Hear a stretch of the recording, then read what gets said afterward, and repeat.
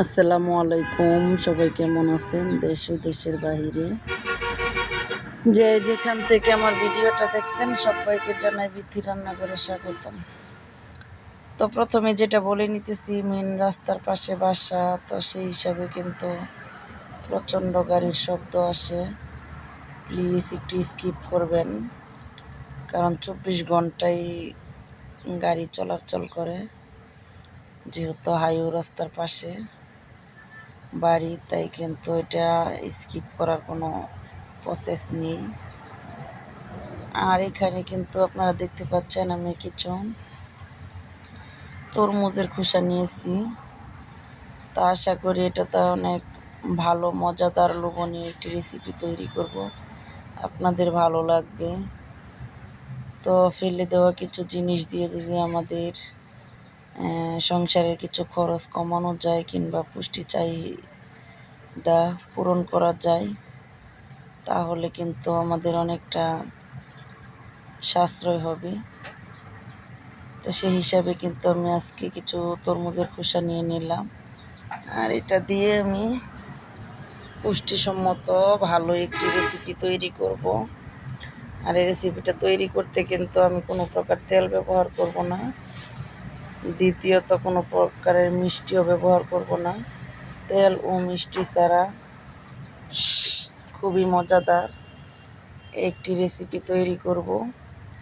রেসিপিটা হবে একদমই লোভনীয়, আশা করি আপনাদের কাছে ভালো লাগবে।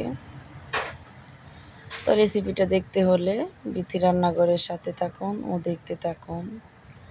তো প্রথমে আমি যে কথাটা বলে নিব, কারণ দেখা গেছে ভিডিওর মাঝে কিংবা শেষ প্রান্তে বললে অনেক আপু ভাইয়ারা কিন্তু এত ধৈর্য নেই, এতক্ষণ সময় দিয়ে ভিডিও দেখে না, আর পরে দেখা গেছে আমার কথাগুলো হয়তো আর শোনা হয় না। তো আমি ইদানিং যে সমস্যায় আছি, কালকেও পরশু দিন একটা ভিডিওতে শেয়ার করছি, কিন্তু দেখা গেছে করে লাভ হয় নাই, কারণ হয়তো শেষ প্রান্তে শেয়ার করছি, তো সেজন্য হয়তো আপু ভাইয়ারা শুনেই নাই। তো আপনারা প্লিজ যারা নতুন আছেন আমার আইডি সাবস্ক্রাইব করেন, আমাকে বন্ধু করেন, অবশ্যই আমাকে 24 ঘন্টা টাইম দিবেন। আমি আপনাদের পরিবারে গিয়ে অবশ্যই আপনাদের ভিডিও দেখে সুন্দর একটা গঠনমূলক কমেন্ট করে লাইক দিয়ে তারপর আপনার পরিবারে আমি বন্ধু হয়ে আসব।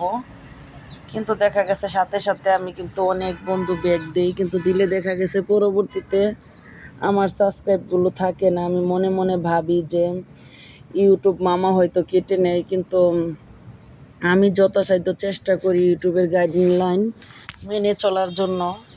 তাই আমি বুঝতে পারি না কেন এত সাবস্ক্রাইব কেটে যায়। হয়তো দেখা গেছে 8টা-10টা সাবস্ক্রাইব আমার বাড়তেছে, আজকে দেখলাম যে 10টা 12টা 5টা সাবস্ক্রাইব বাড়ছে। দেখা গেছে পরের দিন দেখি যে আরও এরকম 5-4টা বাড়িয়ে দেখা গেছে 15টা 20টা কেটে যায়। আর আমার সে কম সাবস্ক্রাইব যাদের ছিল ওদের ছিল 800, তারপর 1000, 700, 600, ওই সময় আমার ছিল 1000-এর উপরে, 1500, 2000। আর আমি 2000 সাবস্ক্রাইবার নিয়ে মনে হয় আজকে 6-7 মাস ধরে বসে আছি, কিন্তু আমি আর বাড়াতে পারছি না। তো অনেক আপুদের দেখি যে না প্রায় 3000, 2500, 2000 হয়ে গেছে, ওরা আমার অনেক নিচে ছিল। তো ইউটিউব মামা প্রতিদিনই আমার সাবস্ক্রাইব মনে হয় না কেটে নেবে। তো আপু ভাইয়ার আপনারা যদি কেউ ভালোবেসে বন্ধুত্ব করেন আর পরে যদি ওগুলো কেটে নেন, তাহলে প্লিজ এটা করবেন না। হয়তো একটা বন্ধু করে গেলে আরেকজনের যাওয়ার একটু সুযোগ করে দিয়েন। তো আমি প্রথমে যা করলাম, এই তরমুজের খোসাগুলি কিন্তু আমি ভাপ দিয়ে দিলাম, ঠিক আছে? ভাপ দিয়ে তারপর আমি এখন এই যেটা করলাম, তো এখানে কিন্তু আমি ছোট দেশি আলু ও বেগুন দিয়ে দিলাম। আর ওই পাশে তো দেখলেন সজনে বেছে রাখলাম। তো সজনেগুলো কিন্তু একদম কোনো ছাল নেই কিংবা হাঁস নেই, সুন্দর করে বেছে রাখছি, মুখে দিলেই মিলিয়ে যাবে। আর এটা কিন্তু মাশাল্লাহ সিদ্ধ হয়ে গেছে তরমুজের খোসাটা, কারণ তরমুজের খোসাটা হইতে কিন্তু সময় লাগবে, যার কারণে আমি প্রায় 12 মিনিটের মতো সিদ্ধ করে নিয়েছি। আর এখন আমি পরবর্তী তরকারিগুলো দিয়ে দিছি। তো এবার হয়তো বুঝতে পারছেন এটা দিয়ে আমি কী রেসিপিটা তৈরি করব। খুবই মজাদার লোভনীয় একটি রেসিপি তৈরি করব। তো সাথে থাকুন, দেখতে থাকুন। এখন দেখেন আমি লবণ, মরিচ, তারপর হলুদ, ধনিয়া মানে তরকারি অনুযায়ী একদম অল্প করে দিয়ে দিয়েছি যেটুকু প্রয়োজন। আর এই তরকারিটা রান্না হবে একদমই তেল ছাড়া। দ্বিতীয়ত ঝাল ঝাল, প্রচণ্ড ঝাল হবে, খেলে কিন্তু চোখে পানি আসবে, কিন্তু মুখের তৃপ্তি বেড়ে যাবে, স্বাদ বেড়ে যাবে। তো এতক্ষণে হয়তো বুঝতে আর বাকি নাই আমি কি রান্না করতেছি। হ্যাঁ আপু ভাইয়ারা, আমি শুটকির রেসিপি তৈরি করতেছি। আর আমি বরাবর আমাদের নরসিংদীর সিস্টেমেই করতেছি, একদমই তেল ছাড়া। তেল দিলে এক রকমের স্বাদ, তেল ছাড়া রান্না করলে কিন্তু আরেক রকমের স্বাদ। তো শুটকি তরকারি আমি তেল ছাড়াই বেশি পছন্দ করি। তো এখানে আমি বড় বড় 4টা শুটকি বেটে নিয়েছি, কোনো প্রকারের কাটা যেন না লাগে। আর এখন আমি কিছু রসুন, একটা পেঁয়াজ বেটে নিব। তারপরে কিন্তু আমি আর একটা কাঁচামরিচও বেটে নিব, কিছু কাঁচামরিচ, কারণ তরকারি প্রায় অর্ধেক হয়ে আসলে তারপর কাঁচামরিচ দিলে এটা কিন্তু খেতে বেশি ভালো লাগে, ভালো একটা সেন্ট আসে। এটা মূলত ফ্লেভারের জন্য এইভাবে পরবর্তীতে দেওয়া।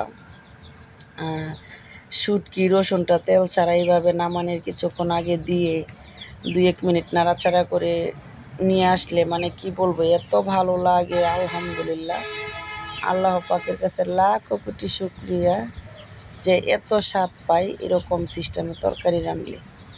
তা না হলে কিন্তু খেয়ে বাঁচতে পারতাম না। দেখা গেছে মাছ মাংসের মধ্যে এত স্বাদ পাওয়া যায় না, আমি এই শুটকির মধ্যে মূলত যেরকম স্বাদ পাই, আমার মনে হয় আমি যেহেতু পাই আমার অন্য অন্য আপু ভাইয়ারাও হয়তো পায়। আর না পাইলে অবশ্যই আমার রেসিপি ফলো করবেন, এভাবে রান্না করবেন। আমি হলপ করে বলতে পারি যে অনায়াসে 2 প্লেট ভাত খেয়ে নিতে পারবেন। আর অবশ্যই ট্রাই করে দেখবেন, অনেকটা স্বাদ লাগে, খুবই ভালো লাগে। আর আজকে 2-3 দিন যাবত আমি আবার নতুন করে মাটির হাঁড়িতে রান্না করতেছি। এটা আমার কাছে অনেকটা ভালো লাগে, কারণ আসলে মাটির হাঁড়িতে রান্না করলে কিন্তু রোগবালাইও কম হয়। তারপর স্বাস্থ্যসম্মত এই যে এই সিলভারের হাঁড়ি পাতিল, বিভিন্ন ধরনের ফ্রাই প্যান, ওগুলোতে রান্না করলে কিন্তু আমাদের অনেক ধরনের সমস্যা হয়।